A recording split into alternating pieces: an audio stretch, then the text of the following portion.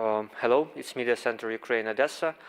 We are glad to continue our work today. You can watch us online in YouTube or in Facebook in 2 languages, and also you can ask our speakers the questions you want to ask them using messengers and the telephone number which is in the QR code you are seeing now at your screen. We are having online briefing now with Zarina Zabrisky, American director and documentalist and journalist who is now here in Kherson under shelling right now in the moment. Zarina, hello, how do you hear me and how is the situation at the moment? Well, hi, Mikhail. Thanks for having me. To all American colleagues, all Americans listening, happy Thanksgiving from Kherson, where we are going to celebrate to the sounds of ongoing, non-stop shelling. As Mikhail just said, I hear you well, ready to go. What is our main question is actually, what is the everyday life now in Kherson? Because a city was liberated about a year ago, and after that it's under constant shelling of Russian army, Russian missiles, rockets, artillery. So how is, you spent there quite a while, so how is life going there? Yes, Mikhail, thanks for asking and thanks for having me. It's been over 2 months that I've been working on a documentary film and on a book about Kherson. Here. I'm based here with Paul Conroy, my colleague, and we will be shortly releasing a trailer to our future documentary. So what is life like in Kherson? It's tough. It's multi-layered. It's not what it seems. Khersonians are extremely strong. They have endured 8.5 months of occupation. We just celebrated about a week ago, on November 11th, the liberation of Kherson. Celebrated is a strong word because the city and the vicinity were shelled non-stop during that day as well. And since then, as you might recall, Khersonians also survived the flood after the Novokakhovka dam explosion, which damaged many residential and administrative buildings and resources here. And the shelling, all sort of bombardments, and I'll speak more in detail about it, is ongoing non-stop. There's no particular schedule, there's no particular pattern to it.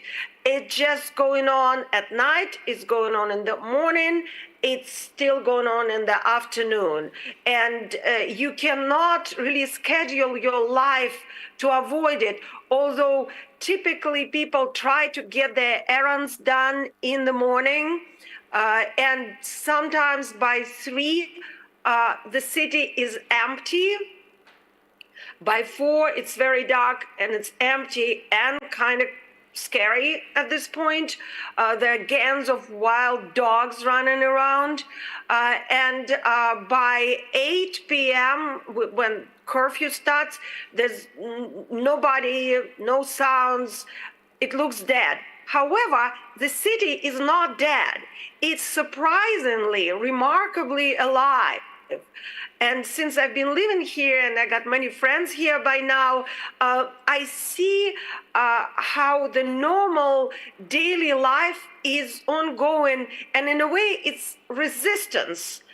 Because women have their hair done, nails done. The store, the grocery store is beautiful. There are different displays. Right now, Christmas is already on. Before it was Halloween. Culture is, I wouldn't say booming, but it is here.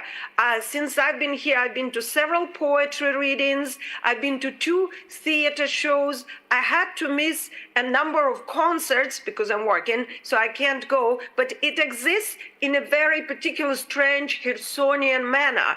You can't just find the information online. It's not advertised anywhere outside because Russians typically target gatherings of people. So you have to be on a certain list, you have to know some people, and there are ways to do it if you're interested in that sort of things. Khersonians are very athletic. A lot of them, when the weather was better, I saw a lot of people jogging. outside. Many walk their dogs. Gyms are open in secure locations, and I go to an non-disclosed location where I do fly yoga. And the life is still going on, Mikhail. Well, that's an extremely pleasant thing to hear, to be fair, that life is still going on despite Russian efforts to destroy, actually, and to diminish, to destroy every activity which is connected with a pleasant way of everyday living. You mentioned shelling and promised to go into details about that. What do you see there being all the time, well, to be frank, on the front line of the southern front? I see a lot of grads, which is, of course, artillery shells. They are very old.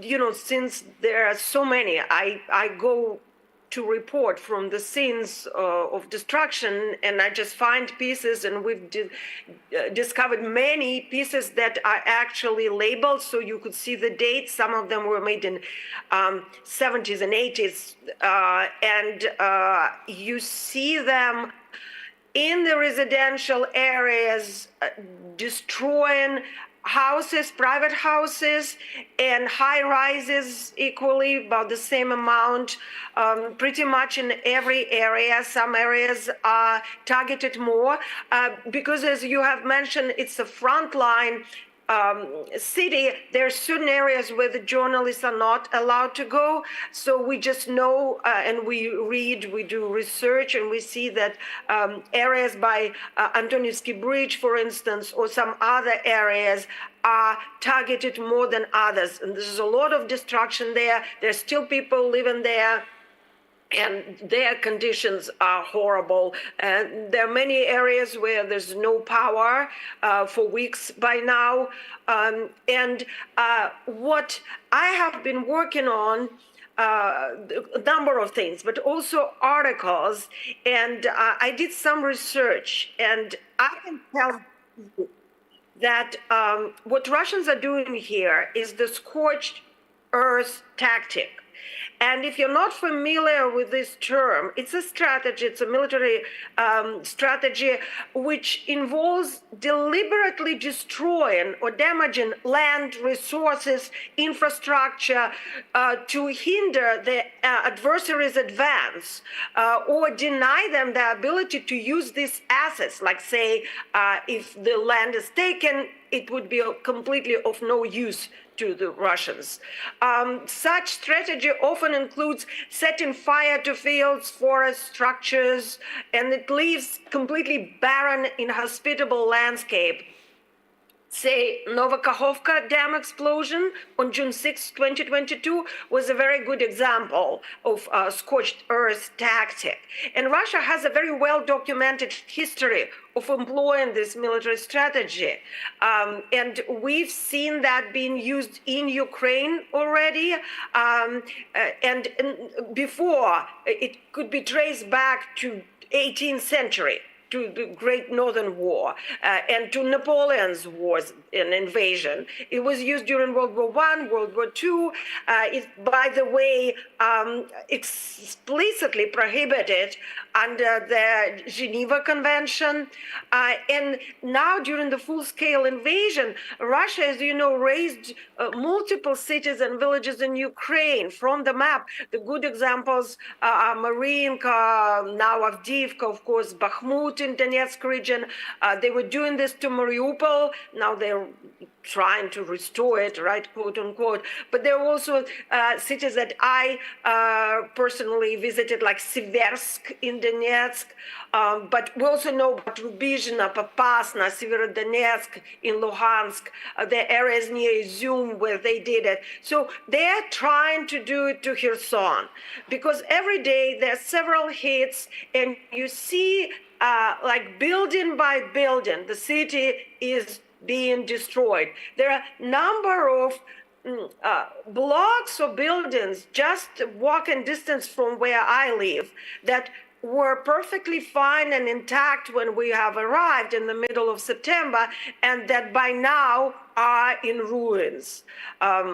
It's just going on and on and on. If I may And interrupt you, I was going to ask about people. You mentioned that despite the horrible conditions in the certain districts of the city, people are still living there.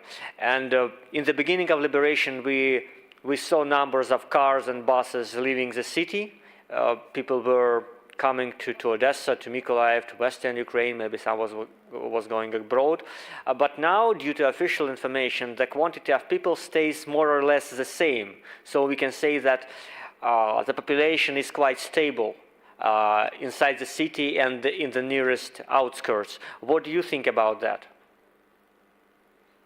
I, of course, speak to people about that. I interview several people a day on a regular basis. Everybody has a different reason for staying.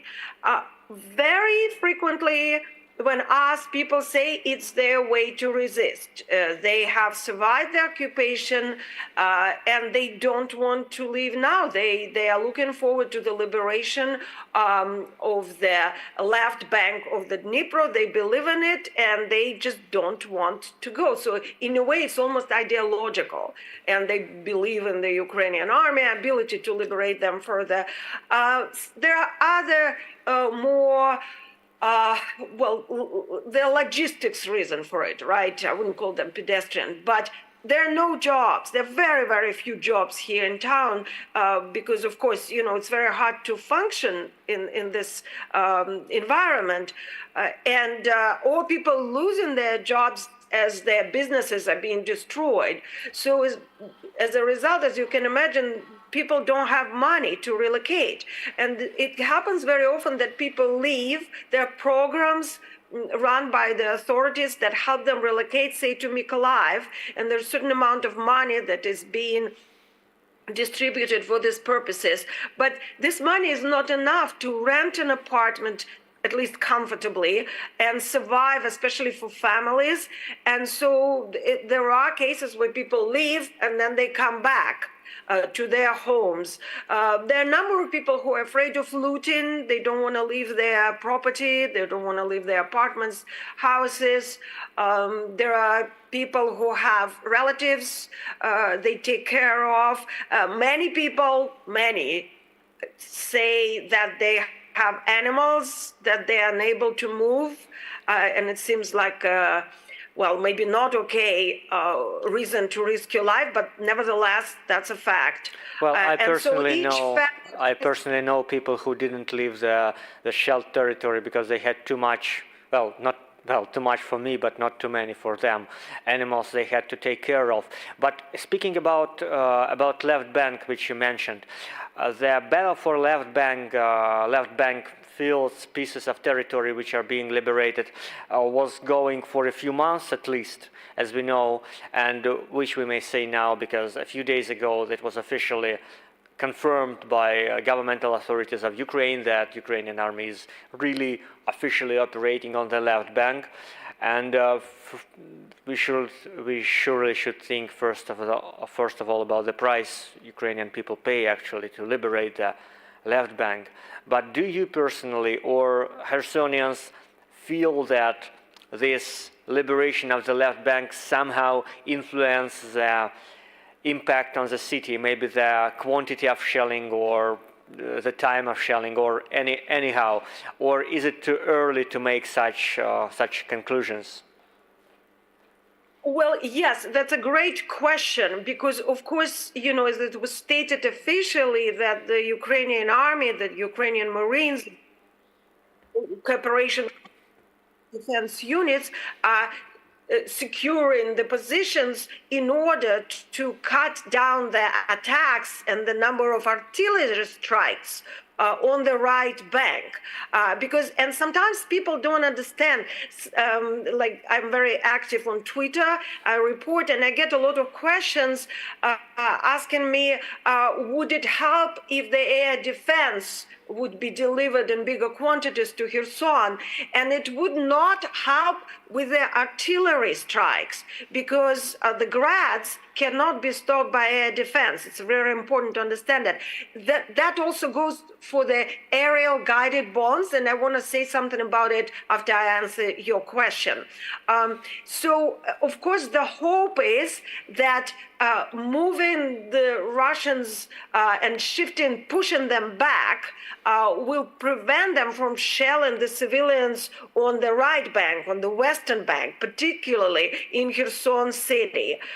Did it work so far? I wish I could tell you yes, but actually it did not. Not from my subjective perspective. And I do the statistics every day. There were a couple of days this week where the number of shellings were below 100, like 65, 50, which is low. Usually it's above 100, and usually they use about 500, 400, 600 projectiles, and yesterday they used about 200. But there were only 2 days like this. Overall, for now, the artillery strikes are continuing.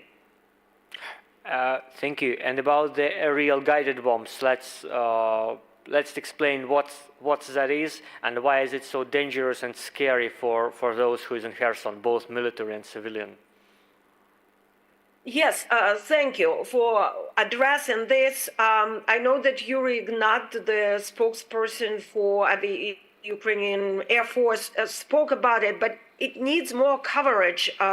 Here in Kherson, the aerial bombs attacks are escalating. Say on November 21st, a few days ago, right, 2 days ago, the Russian military dropped 25 aerial bombs in an hour and a half on the Kherson region. And these weapons are very, very different from any other weapons, from, say, the shells. It's very important to understand the difference between, say, Grad shells, right, and aerial bombs, because of the destruction that they can cause. And the Russians are facing some failed military strategies, logistics challenges. And so what they did, they reinvented the old aerial bombs, equipping them, and this is very, very roughly, with the GPS navigation system and control units attached, and little wings basically. And that enhances the bomb's activity. They're usually launched from aircraft, Su-34, Su-35, and these guided bombs become precision weapons. And so they basically could be sent from the aircraft, and the aircraft stays away from the air defense. And the Ukrainian army right now needs to have better air defense capability in order to stop these attacks. And Alexander Kovalenko has a really terrific coverage and analysis of these bombs. I can't remember the source now, but you can look it up or ask me later for the source. And these aerial bombs can vary in size. They could go from 1.5 ton guided gliding bomb, which has a warhead for hitting well-protected objects. And it's very heavy, right? So there's a warhead with explosives that weigh 1.5, a little bit less than that, almost like a 1 ton. And there are other types which are only 500 kilograms, and there's smaller ones that are 250. And I've seen craters from all of these types. It's complete devastation. The Russians use bombs especially in Berislav, Zarina, can you please repeat the last 2 sentences? Connection was interrupting. Can you please repeat 2 last sentences you said, please? Of course, no problem. There are a wide variety of aerial bombs being used. They are 1.5 ton guided gliding bombs that have warheads for hitting well protected objects. And they have warheads with almost 1,000 kilograms explosive in them. There are also 500 kilograms, 250 kilograms, which are smaller. And I've seen craters created by all of those, as well as cubs, which are yet another variation. And the destruction is beyond what I can describe here. It's devastating. The Russians using a lot of this on Berislav area, which is a town not far away from Kherson. The journalists are not allowed to go there and report because it's a red zone. So I wasn't in Berislav, but I've seen the craters in Kherson. I've heard the sounds going over my head. I've heard the explosions. I was very close to them. And that is the type when the earth is literally shaken underneath your feet. You hear the whistle. The sound is sort of like when the airplane is going over your head. And then, of course, you realize that there can't be any airplanes here because it's a closed sky. And then in about, I don't know, in a matter of seconds, you hear this vast explosion. That as far as aerial bombs go, I invite the colleagues, journalists, investigate it, look into it, and cover it because it is a really big problem here in Kherson area. Thank you for giving us the feeling of what it's like under shelling. And the last short question about your, what are you going to film about in Kherson? What are you working on at the moment? What will be the story? What will be your story of Kherson about? Well, part of it I'm keeping a secret, right? It's always an element of surprise. But the film, the documentary, we hope will be epic. We hope it will cover the whole Kherson's history from the first hours of invasion all the way through the occupation, resistance, the history of partisans, then to the liberation, and then surviving through the scorched earth policy applications, surviving the flood, surviving the aerial bombs attacks now, the rich life of Khersonians, the spirit of Khersonians. And we do conduct many interviews. We report from the site. We've been through many misadventures here in this 2.5 almost months. And we're very inspired by Khersonians. And I don't know if excited is the right word under the circumstances, but looking forward to delivering this film and telling the story of Kherson. Thank you, Zarina. We need to finish the briefing. Despite I'm sure you have a lot of things to say, I think we'll make one more or two more briefings because you give this impression to people who've never been to Kherson and who never been under the shelling, what it's all like. And maybe that's what people not in Ukraine and not in Kherson need to understand to somehow understand what the war is like. Thank you and stay safe. Thank you, Mikhail. Slava Ukraini. Героям слава. We are going to come back to you at 2 p.m. in half an hour. There will be a press conference of the French ambassador here. We are waiting for that possibility to talk to him, and stay with us.